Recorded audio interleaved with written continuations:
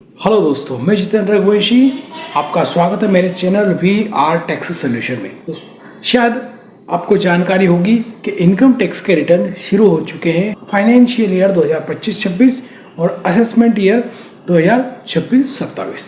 तो आपको मैं एक छोटी सी जानकारी ये देना चाहूँगा कि इस बार डिपार्टमेंट ने बहुत ज़्यादा मात्रा में नोटिसेस भेजे हैं। इसलिए आपको रिटर्न फाइल करते समय, अगर आप खुद से फाइल करते हैं रिटर्न, तो आपको AIS, TIS दोनों रिपोर्ट देखना है, 26S को भी देखना है। लेकिन केवल इन रिपोर्ट पर डिपेंड मत रहिए। क्यों, मैं ऐसा क्यों कह रहा हूँ?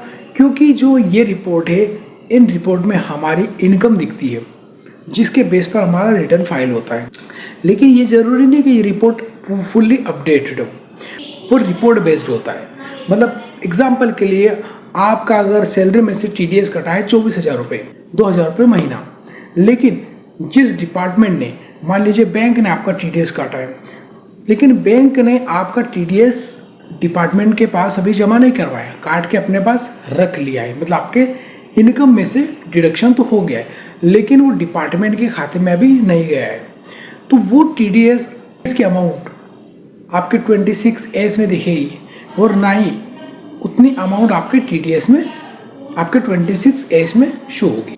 तो यहाँ अगर आप रिटर्न फाइल करेंगे और आप केवल उस बेस पर रिटर्न फाइल कर देंगे कि हमारे 26S में जो इनकम दिख रही है और जो TDS दिख रहा है, आप उसको सही मानकर रिटर्न फाइल कर देंगे। क्योंकि आप ये सोचेंगे ये तो डिपार्टमेंट की रिपोर्ट बता रही है, तो ये तो सही होगी, लेकिन ऐसा नहीं है। इसलिए आपको थोड़ा समय वेट करना है। आपको TDS के लिए TDS सर्टिफिकेट लेना है, इंटरेस्ट के लिए आपको इंटरेस्ट का सर्टिफिकेट, TDS के लिए फॉर्म नंबर 16 ले लीजिए, और ये सब मिलने के बाद ही आपको रिटर्न फाइल अपना बनाना है। ये गलती मत कीजिएगा कि AIS, TIS या 26S की रिपोर्ट के बेस पर आप रिटर्न फाइल करें। अदरवाइज आपको पता है वो होती हमारी कैपिटल गेन है। मतलब हमने साल के अंदर कोई प्रॉपर्टी परचेस करी, उसको रीसेल कर दिया, हमने कुछ शेयर परचेस करे, उन्हें रीसेल कर दिया और उस पर हमें कुछ गेन हो गया, लेकिन हम उस गेन को इनकम टैक्स में रिपोर्ट करना भूल गए। तो यहाँ भी सबसे बड़ा इशू आता है, ये अक्सर इंसान भूल जाता है।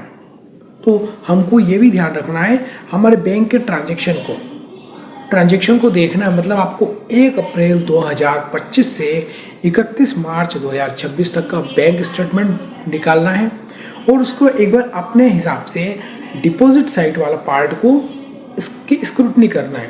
और उसमें आपको देख लेना है, कोई अगर बड़ी अमाउंट आई है तो वो किस चीज़ के लिए थी, क्या वो हमारी कोई इनकम है या हमने किसी से पैसा लिया था, इस प्रकार।